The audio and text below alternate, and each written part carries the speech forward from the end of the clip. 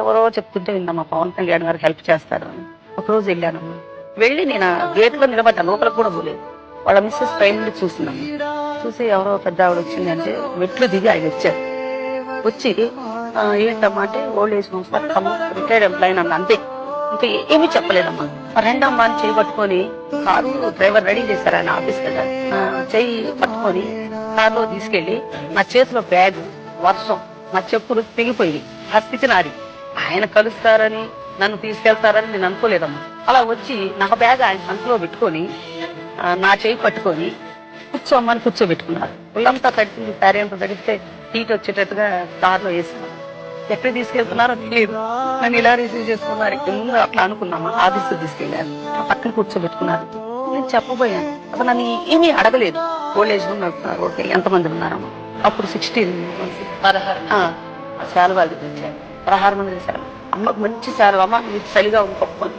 తర్వాత అమ్మ coffee tea నాకేమొద్దు నాన్న, నేను చూస్తే నాకు కడుపు నిండిపోతుంది. లేదమ్మా నువ్వు తాగితే నేను తాగుతానని ఆయన స్వయంగా కాఫీ కలిసి నాకు ఇచ్చారు. లేదు టిఫిన్ చేయాలమ్మా, నిజంగా హాఫ్ అన్ అవర్ తర్వాత టిఫిన్ ఆయన స్వయంగా అమ్మ అని ఇట్లా మీద చేసి, నేను ఒక ఫోటో కూడా దిగలేదమ్మా. ఈరోజు ఆ రోజు పవన్ కళ్యాణ్ గారు చూస్తుంటే మాత్రం నాకు చాలా హ్యాపీ. అంతమంది తల్లులు నువ్వు కాపాడుతున్నావు కదా, నువ్వు నాకు అమ్మవి, నేను నీ కొడుకుని. ఎప్పుడు కూడా గుర్తు పెట్టుకున్నాం. నేను ఎంప్లాయీగా ఉంది ఎవరి దగ్గరికి ఎప్పుడు పోలేదమ్మా అడగడానికి. First receiving. నేను చాచి ఎవరిని అడగలేదు. కాకపోతే వీళ్ళందరినీ ఎలా బ్రతికించాలి, ఏం చేయాలి అనే వేదనతో వెళ్ళాను. రిసీవింగ్ అంటామా, ఫిష్ తెప్పించారు, అది వండిస్తున్నారు, రైస్ పెట్టించారు, భోజనం అంటున్నారు. నన్ను పంపించేయండి అని అంటుంది. ఎందుకమ్మా మీరు భయపడుతున్నారు, నేను మీ కొడుకుని అనుకోని మీరు నాకు అమ్మ ఎనీ టైం రండి. వాళ్ళ భోజనం చేసి వెళ్తే నాకు ఎప్పటికీ గుర్తుంటుంది.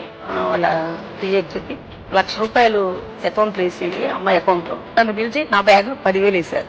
ఇది నీ ఖర్చులకమ్మా అని చెప్పాను. ఫస్ట్ రిసీవింగ్ కదమ్మా.